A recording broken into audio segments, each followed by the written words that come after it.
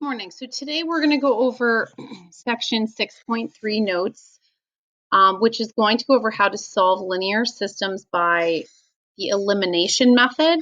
And it is also known as the linear combination method as well.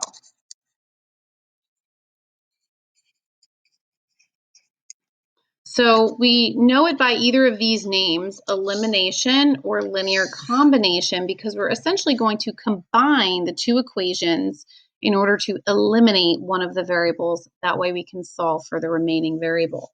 Now, when we do this particular form, all the equations must be in standard form, which, if you remember, is ax plus by equals c. So you want to have your x term and your y term both on the left-hand side of the equal sign, your constant term on the right-hand side of the equal sign, and you want to make sure that your x is first and then your y is second. So why are we doing this method, first of all? Well, the linear combination method or elimination method is basically set up for those problems where the equations are both in standard form and none of the variables are by themselves. So when one of the variables is by itself and we can easily get the y or x by itself, substitution method might be a little bit easier, maybe even graphing. But when you have coefficients other than one on all four of your variables, it's just a lot easier to use this method. So if we take a look at this first problem here, we have two different equations. Notice that they're both already set up in standard form. So we have the 2x plus the 4y on the left, and on the right side of the equal sign, we have that equals 2. The second equation is 4x minus 4y, all on the left, and then it equals 16. So the first thing that we would want to do here is to add the equations to eliminate one of the variables. So if I go to add my two equations, 2x and 4x are like terms. They're already lined up in a column, so it makes it nice and organized. So we have 6x. Now when we go to add up the 4y and the negative 4y, since they're a positive and negative of the same term, they're just going to cancel out, which is really what we're looking for. And then the 2 plus the 16 will give us an 18. Now we want to finish solving this for x. So we would divide by the 6, and we get x equals 3. Now, once you get one of your terms, remember you're not finished, right? So now the next step, if you follow down in my notes here, would be to substitute that 3 that we just got into either equation to solve for y. Now, this is where you can kind of get a little bit creative because it doesn't matter which equation you use to find your y. You just put x into either equation, whichever one looks easier to you. So if I decide to choose, let's say, the first equation, 2x plus 4y equals 2, and I want to put my 3 into that one, I end up with 6 plus 4y equals 2. I subtract my 6, 4y equals negative 4. I divide by the 4, and that would give me a final y value of y equals negative 1. Now let's just say I wanted to do equation 2 instead, just to kind of show you how that would have looked. Okay, so equation 2 was 4x, which obviously we're going to substitute in that 3, 4. So 4 times 3 minus 4y equals 16. That would give me 12 minus 4y equals 16. Subtracting the 12 from both sides, negative 4y equals 4. Dividing by that negative 4, y equals negative 1. So again, you can see it didn't really matter which equation I substituted into, I still got that same y value. So whether I did equation 1 or equation 2, it didn't matter. So the idea is that we want to solve for both x and y because we want to get our final solution written as an ordered pair, which in this case would be 3 and negative 1. Now, just as always, you can always check your answers by plugging in the solution that you got in for the x and the y in both equations to make sure that it works. So in equation 1, if I put in my 3 for the x and my -1 for that y, it would work out to get 2 equals 2, which is correct. And then on equation 2, I could put my 3 in for that x and the -4 for that, or -1 for that y, and I would get 16 equals 16, which also checks out. So we know that that 3, -1 is the correct solution. So just working through these two problems here, I would encourage you, if you're doing this on your own, to pause the video and test it out and then turn it back on to check and see if you got it right. Now, both of these, if I go to right away, they're in standard form. I have my x and my y on the left, and on the right of the equal sign, I just have my constant. So I'm going to go ahead and add up my like terms. 5x and 7x is 12x. The 8's are opposite signs, so the 8y and -8y cancel, and then 36 and 12 gives me 48. I just continue solving for that remaining variable, which happens to be x, and I get x equals 4. Then I use that 4, I substitute into either equation. It's your choice. I will just go ahead and I guess use the first one. So 5 times x, which is 4, plus 8 times y equals 36. 5 times 4, of course, is 20.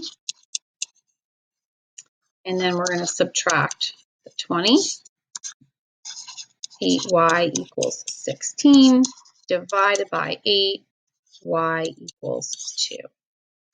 Then I have my ordered pair solution, which is 4, 2. X always first, y always second. And of course, you can check it by plugging those values in to make sure that they work. All right, number 2, I'm going to add up my two equations. Once again, I don't have to do anything. They're already in standard form with the x and the y on the left and the constant on the right. And when I go to add up my like terms, my x's, I have a positive and a -4x, so they're going to cancel out, leaving me with 2y equals 8. And then I can just finish solving for y by dividing, and I get y equals 4. Substituting that 4 in to either equation, it's your choice. So if I use the first one, I'm going to have 4x plus 5 times y, which is 4. And that's going to have to equal 8. Now 5 times 4 is 20. When I subtract 20 from 8, I end up with -12. And then I divide by 4, and we have x equals -3. And that will give me my final ordered pair solution, -3, 4, which of course can always be checked by plugging back into those original equations. Okay, so moving on to the next example, example 2, we're now going to use subtraction to, or negatives to help make sure things will eliminate. So if we look at the original problem right now, if I want to add these two up, I would end up with 14x and 2y. But you can see that nothing cancels, so we can't do that.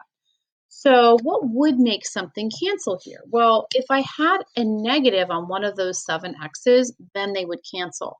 So if I want to put a negative on any term in my equation, I can do that, but then I would have to multiply everything by the negative. So it doesn't matter which equation you'd like to use. So I'm just going to go ahead and use the second one. So my first equation is still going to be 7x plus 5y equals 18. I haven't changed that one at all. But my second equation, I'm going to multiply everything by the -1, which is effectively just going to change all the signs to the opposite. So the 7x will become -7x, the -3y will become +3y, and then the 34 will become a -34. Now I can add my like terms because I now have a -7x and a +7x. They will cancel. The 5 and the 3 will give me 8y, and 18 minus 34 will give me -16. Divide to finish solving for that variable, and I get y equals -2. At this point, we're back to where we were. We can just take this first answer, whether it's x or y, doesn't matter, plug it into one of those two original equations, whichever one looks a little easier for you.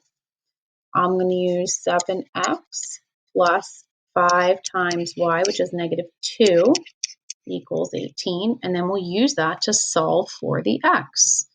So 7x minus 10 equals 18. Add my 10 to both sides. I have 7x equals 28. Divide by 7, and x equals 4. And of course, that would give me my final answer, my ordered pair solution, to be 4 comma negative 2. Again, I could check these, right? So I could take that original equation, 7x plus 5y equals 18, plug in the 4 and the negative 2 and check, and so on. And you can do that on your own on paper or on a calculator. All right, so looking at number 1, again, we have two values here, like terms. They're both the same coefficient, so 9x and 9x, but they're not going to cancel unless one of them has a negative. So I'm just going to pick an equation to multiply by the negative 1. So when I do that, I'm going to write my answer over here on the right. It's going to just switch all three signs. So my positive 9x will now be a negative 9x. The positive 2y will be a negative 2y. And the negative 13 will become a positive 13. Then the original equation 1 is going to stay the same. I'm going to keep that, just 9x minus 8y equals 7. So now when we go to add these up, the 9x and the negative 9x will now cancel. Negative 8 and negative 2y is going to be negative 10y, and 7 and 13 is 20.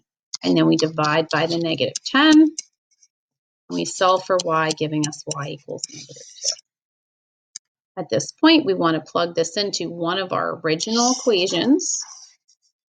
I'm going to go for the first one. So 9x minus 8 times negative 2 equals 7.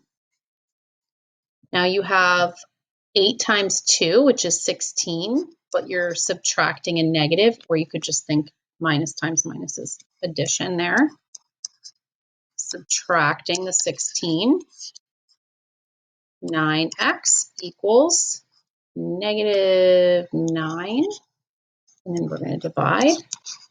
We get x equals negative 1, making our final solution negative 1 comma negative 2. All right, so moving on to the next one. Same idea here. Again, I have two 7s here. Notice everything is still in standard form. I have my x plus my y on the left, constant on the right side of the equal sign. On both equations, they're lined up with like terms. The only problem is if I add these up, nothing will cancel, but I do see that I have two 7s here. So if I just make one of them a negative, then they'll cancel. So I'm going to do the first equation this time, so that this way my negative 4x will become a positive 4x. The 7y will become a negative 7y, and my positive 11 will become a negative 11. The second equation doesn't need to change at all. I'm just going to recopy it underneath so that my like terms are all lined up. Now I'm going to add up my two equations. My like terms here, 4x and 2x, give me 6x. My y's will cancel. 47 and negative 11 give me 36. Solve for the x by dividing. X equals 6. Now, of course, at this point, you would take that, plug it into either one of those original equations, whichever one's your choice. Now, you can even plug it into one of the equations where you distributed the negative 1. I mean, any of them will work. All right, so I'm going to do 2x, so 2 times 6, plus 7y equals 47. 2 times 6 is 12. Now I'm going to subtract the 12 so we can get that y alone. 7y equals 35. Divide, and we get y equals 5. So my final answer, written as an ordered pair, would be 6 comma 5. All right, so then we're going to go to example 3. And the only little change we're going to look at here is that you'll notice that this one is not in standard form. So like I mentioned in the last two examples, even though those already were in standard form, I did mention that they need to be. And the whole point of this method is to have them in standard form or to use this method for the problems that are already in standard form. It's just a little bit easier than using substitution or graphing. So if you look at the first one, the first equation is already in standard form. We have our 6x followed by the minus 4y equal sign and our constant on the right. But if we look at the next equation, we can see that the 6x is on the wrong side of the equal sign. So on the right side, we have the constant, the 8, and on the left side, we have the y term, the 13y, but the 6x needs to come over here. Now, when you move something to the other side of the equation, it's going to have to change signs. You're basically subtracting 6x, basically. So what we now have is negative 6x plus 13y equals 8. And then, of course, the first equation, I'm going to just copy it over because it was already in standard form. So now that I've done that, I can now add up my two equations. So the x's will cancel. Negative 14 and positive 13 give me positive 9y, and 10 and 8 give me 18. And then I finish solving for my variable, and I get y equals 2. And then just as we've been doing, once we get one solution, we plug it into one of our originals. Now you can plug it into one of the originals before you rearrange it into standard form. You could plug it into the one that you did rearrange. It should work for all of them. So I will just go ahead and do the first one. So I have 6x minus 4 times 2 for my y. 4 times 2 is 8. I'm adding that 8 to both sides to get the x alone. And now I'm going to divide by 6. And I get x equals 3. So at this point, I can now write my ordered pair 3, 2. All right, so let's do the last two examples. Notice this time they are not in standard form, so making sure that you're putting them in standard form. First, that's your x term plus your y term equals your constant all by itself on the right. So if we take a look at number 1, the first equation is in standard form, but the second equation, the y needs to go to the other side. So if I copy my first equation over, let's say, I'm not going to do that yet, actually. So when I bring my 4y over, remember, it has to change sign, so it's going to become minus 4y. All right, so now if I look at my two equations, I have this first one here, 9x plus 8y equals negative 30, and then I have the one that I just rearranged, 9x minus 4y equals 42. But again, I have two 9x's, they're like terms, but they're not going to cancel because currently they're both positive. So I need to make one of them negative, whichever one you want. First, second, it doesn't matter. So if I make the second one the negative 1, and I'm going to have negative 9x plus 4y equals negative 42. And the other equation is going to be 9x plus 8y equals negative 30. I didn't do anything to that one at all. I didn't change it at all. So now I can add these up, right? So these are opposite signs. They're going to cancel. 8 plus 4 is 12y. And then negative 30 and negative 42 is going to be negative 72. Dividing by 12, and I have y equals negative 6. Now substituting that into any one of our original equations, whatever one you want to use is fine.